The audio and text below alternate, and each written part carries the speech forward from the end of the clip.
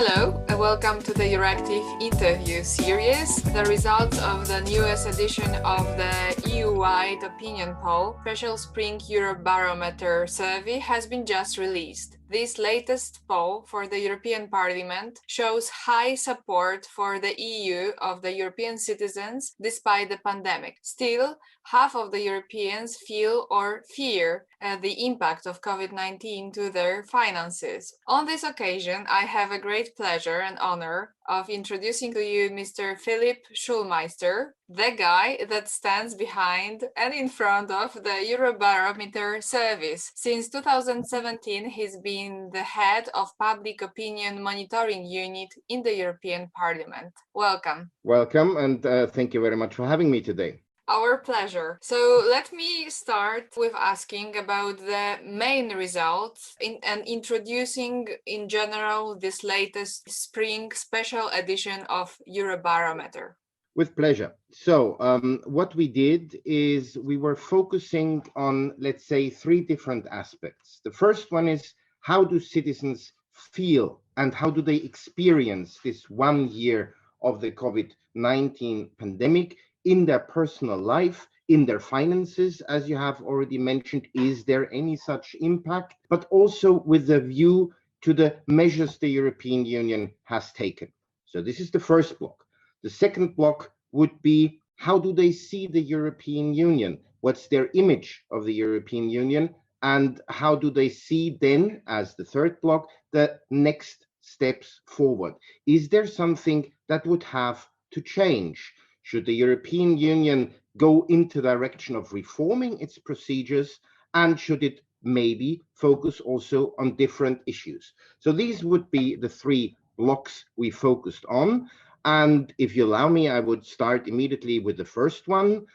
How do citizens feel? So the first question that is quite interesting is, with the national restrictions that we have against the COVID pandemic, do people think that the health benefits of these restrictions are more important, or is the economic damage caused by these restrictions greater in their mind? And what we see that right now, and by now I mean this is March, April, when we did this survey, 58% of the population of the European citizens say the health benefits currently are greater of the restriction measures than the economic damage. It is, after all, was on a scale from 1 to 6, it's a slight majority towards the health benefits, but still very clear that right now they would say that's more important. Second question, did you feel the impact of the pandemic on your personal income, on your personal financial situation?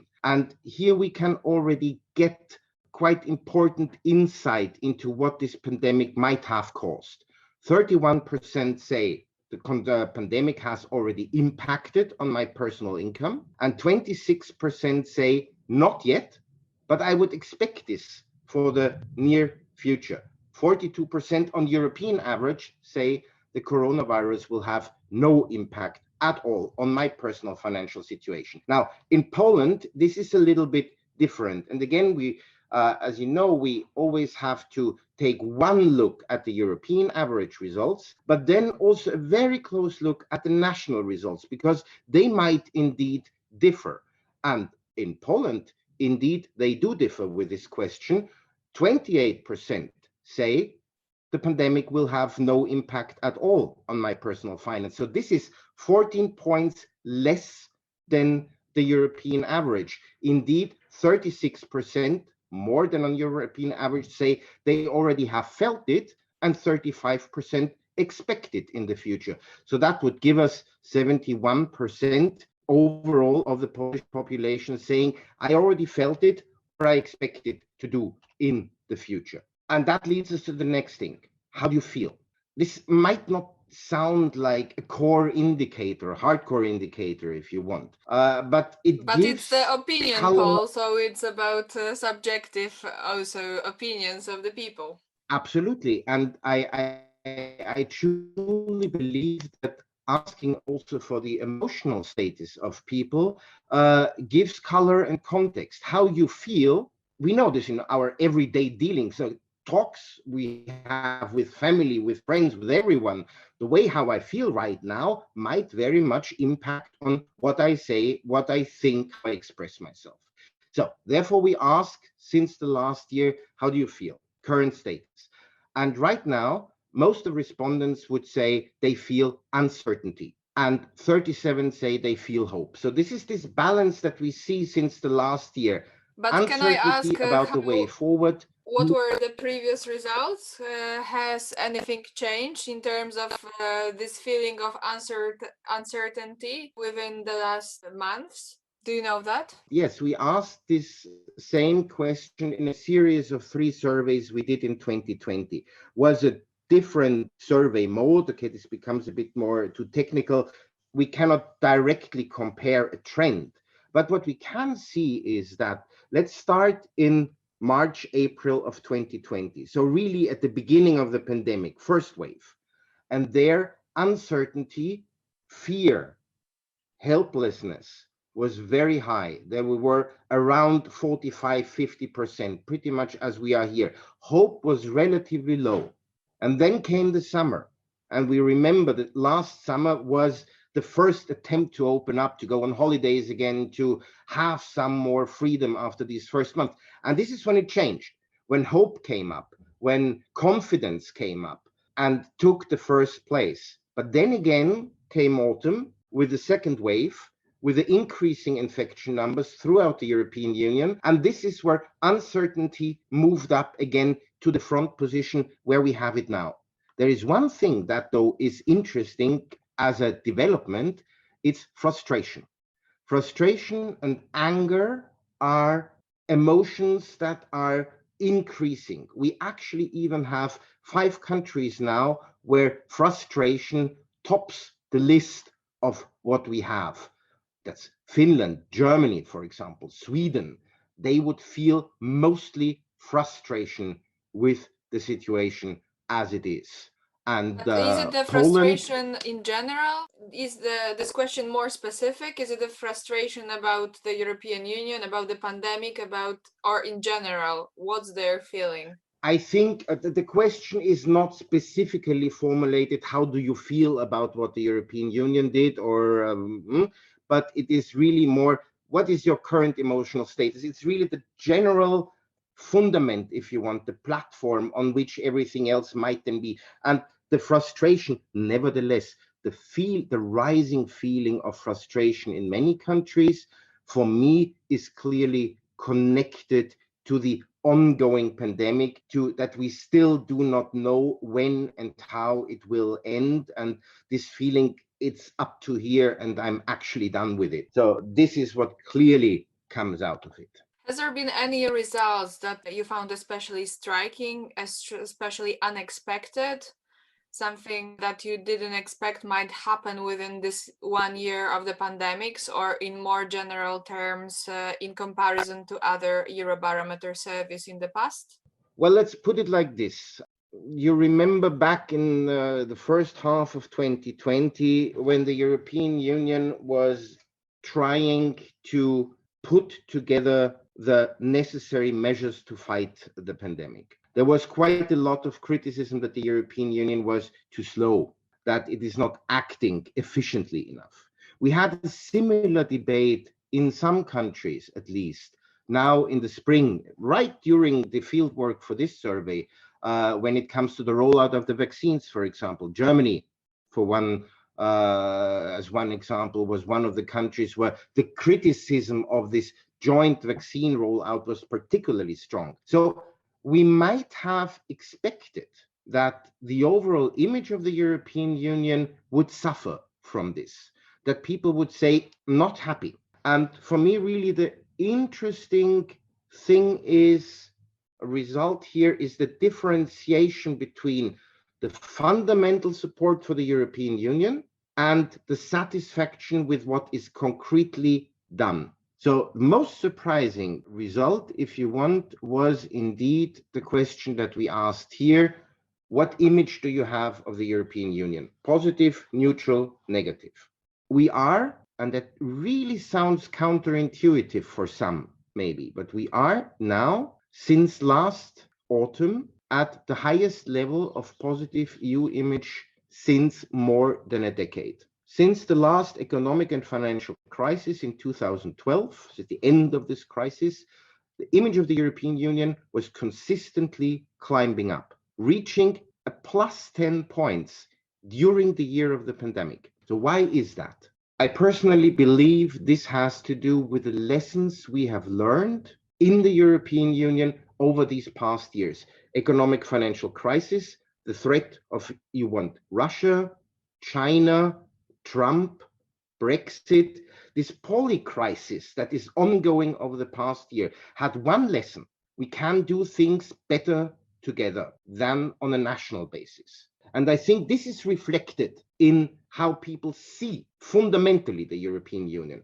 At the same time, they're not happy with how it is implemented. 50% say they are satisfied with the measures taken in fighting the pandemic. 50% say they're not satisfied. So this is a balance, more or less. Are you also And this asking what they would see being done better? What they would recommend the European Union to change in the future to make them us more satisfied? Well, the first question is, do you think that the European Union should have more competences in the future to better deal with crises such as the COVID pandemic? And the answer to that is completely clear. 74% say yes, the European Union should be better equipped to deal with such crises. It's not the detailed answer, but it gives you, again, this is not an expert survey. This is popular opinion, what people think. And this feeling is very clear. Poland, for example, 57% tend to agree that indeed you should have more competences in this field. This is one of the highest results in this tend to agree field. 46% on the EU average say, I tend to agree with this statement. 57, so plus 11 points above the average, say so in Poland. So this feeling is pretty strong. And there is also, the next question is, what topics should we deal with? Because that's the next thing. And not very surprisingly, public health moves up very, very much. So this should be both a priority topic for the European Union and for the European Parliament. Is the EU adapting its actions, policies, laws, recommendations to the opinions expressed in Eurobarometer opinion polls? I do believe so. On the one hand, the Eurobarometer polls are, of course, only one tool for, let's say, the Brussels level, but also for the national level to determine policy priorities. But what we can already see now, let's take two examples. The first one is the Conference on the Future of Europe. On the Conference for the Future of Europe, we are starting, specifically the European Parliament, from the position that there needs to be change. This was the whole idea about the conference, actually. It's very clear citizens would like to see reform, would like to see a change in the way the European Union operates. Now, the question, of course, is, do we do this within the treaties, or do we do it by a change of the treaties? This is something to be discussed by the conference. But it is very clear already that this whole setup of the Conference on the Future of Europe is, to a very large degree, a listening exercise, like Eurobarometer is. We take the ideas, we take the positions of citizens, and will use this input to come to conclusions. Very intensively so. And the second thing is, take public health as a rising topic. It's not very much surprising that public health rose up that much in public interest as something that should be dealt with by the European Union. But we can see it on the one hand in this survey here, like we have seen it in our past surveys over the past year. This is a new priority for citizens, for the European Union. And we already see and hear first statements from European politicians that indeed this should be an issue where the European Union gets more active. So I would say, yes, Eurobarometer absolutely contributes to forming an opinion. Thank you very much. I would like to ask you about the general trend of the Europeans' opinion towards the EU. Is there any trend of rising opinion, rising pro-European tendencies among the Europeans, or it has been hectic? I think we have to distinguish between a long-term trend and a rather short-term, nearly if you want, day-to-day response to what is actually happening. If we look at one of our results, let's start like this. We have in Eurobarometer surveys, we have 3-4 key indicators that discuss the way how European citizens support the European Union. So this is the question on the image of the EU. This is the question of whether people think that the membership in the European Union is a good thing or a bad thing. It's the question of whether we have benefited from this membership, but also in general, the question, for example, about trust in the European Union and its institutions. Now, what we see is a long-term trend over the past decade that is showing a reinforced and strong and stable support fundamentally for the European Union. As I said before, I really believe that citizens have understood that doing things together as a union, as a community, is better than to go it alone on a national basis. This image question, for example, over the past year really shows that.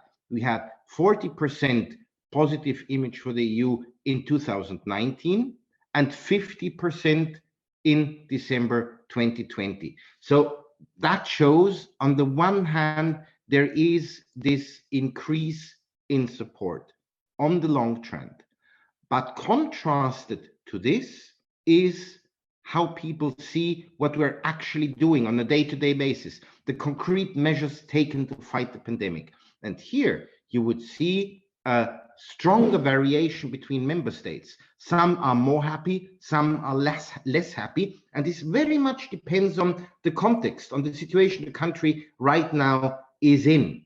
And all leads to the third element, yes, to the European Union, but with some reform, please. We discussed already that Europeans would like more competences of the EU over health. Are there any other areas that you know at the moment, still before the conference on the future of Europe, that Europeans would like to hand in more competences to the EU at the expense of the nation states? There is one area that we asked over the past year, which I actually found quite interesting. We don't have it in this survey right here, but what I found quite interesting is, for example, the question of education. Education is clearly a national competence, and I'm pretty sure that it should remain a national competence also, but there are some elements when it comes to cross-border education, to mobility of students, to mobility of people, to the recognition of diplomas, etc., where I would see that citizens see this need or this benefit of having also a European level that can deal with that question. So that's one of the things that comes up. But if we're looking at, in general, at the 3-4 key issues, they remain, apart from public health, the same. So we have the socio-economic set. The European Union should do more to fight poverty, to fight social exclusions, to support the economy, to create new jobs. So this would be the one set. And this has always been very much on top. And the fourth one is, very interestingly, also climate change. Climate change, we know, is a key topic for the European Union, the Green Deal, etc. But what we have now is this issue of climate change is not dropping in the pandemic. This stays as an important issue for a majority of Europeans still, and also in this crisis. Not in every country, but still in quite a lot of countries. I would like to ask you also, what trends can you expect in the nearest and a little bit further future in terms of Eurobarometer poll results? We're not really in the predictive business with the Eurobarometer. It's more the analysis of what is right now going on. But if I'm looking at the long and medium term trends, I would indeed think that the question of how the European Union is dealing with crises such as this, the question of efficiency, effectiveness of what the European Union is doing will remain a key point. Plus, I think also the issue, of course, of how we deal with a possible economic fallout of this crisis. So the economic consequences that right now, even in this survey, we see, but only to a limited degree, and not as much as many might have feared in the beginning. I would say this is also maybe a reason why the fundamental support for European Union is still rising and stably on a high level, because the measures taken have actually helped people across the European Union to get over this year, at least on an economic basis, better than many might have feared. Doesn't mean it's over, doesn't mean the danger is over. So this is clearly something we will very much focus on in over the next year also.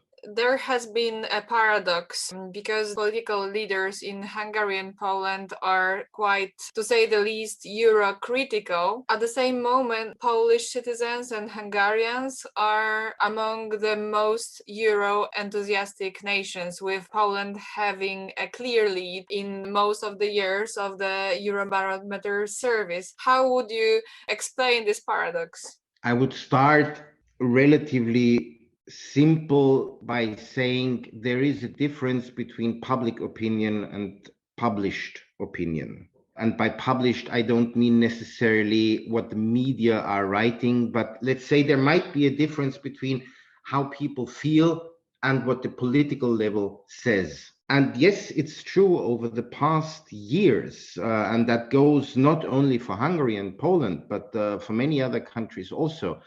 We see that, but let's stick with Poland and Hungary, that the appreciation of European Union membership was always far, far higher, that the benefits were much clearer seen and said by the citizens in all these polls, then you might get the impression from listening to what the political level is saying. So there is a certain gap. If I'm just looking, for example, now at the results from this survey, we have a standard question. Would you say in general that things are going in the right or in the wrong direction in your country and in the European Union? Now, currently, 34% say on the European average, things are going in the right direction in the EU. In Poland, 37% say this. So this is slightly above average. Again, it confirms that there is I would say, a fundamentally pro-European attitude within the Polish population. Things are going in the right direction in my country. On the other hand, you would have 32% on European average saying so, 22% saying so in Poland. So we are less nation optimistic at the moment. This is what the results of this survey would suggest. But then again, one would have to delve a little bit deeper into the social demographics for each country and see to get a little bit more meat. Single indicators on themselves are rarely explaining everything in one go. But in theory, I would say, basically, I would say public position towards the European Union, or the public's position towards the European Union, might be indeed different from a political positioning. Thank you very much. So the very last question, and very general. Are there reasons for the European Union to be satisfied with itself, basing on the opinions of its citizens, or how would you describe the situation? It's really a good question, because it brings us back to what I think is the key message from this survey. If you look at the treaty, for example, or if you want at the the DNA of the European Union. What is the basic idea? This, and Schuman already said it when the whole thing started. The European Union is something that needs to be built every day. The treaty formulates it as an ever closer union, as a goal. And indeed, this whole project is a journey. And what the pandemic did is to throw maybe quite harsh light on deficiencies, on things that are not working well. But it also shows, and this brings us then also back to the title of this survey, if you want, resilience and recovery. There is a fundamentally strong resilience when it comes to how people see the European Union. And there is also a significant proportion of the people saying, come on, guys, you need to change a bit. Something needs to get better, because this is not perfect. So is it a perfect union? No. Do we need to change something? Yes. Will we? The European Parliament will do its part to that. That's for sure. Whatever the outcome will be, we can do all these things better together, as you said. Thank you very much for these fascinating insights. Our guest today was Philipp Schulmeister, and have a good day. Thank you very much. Have a good day.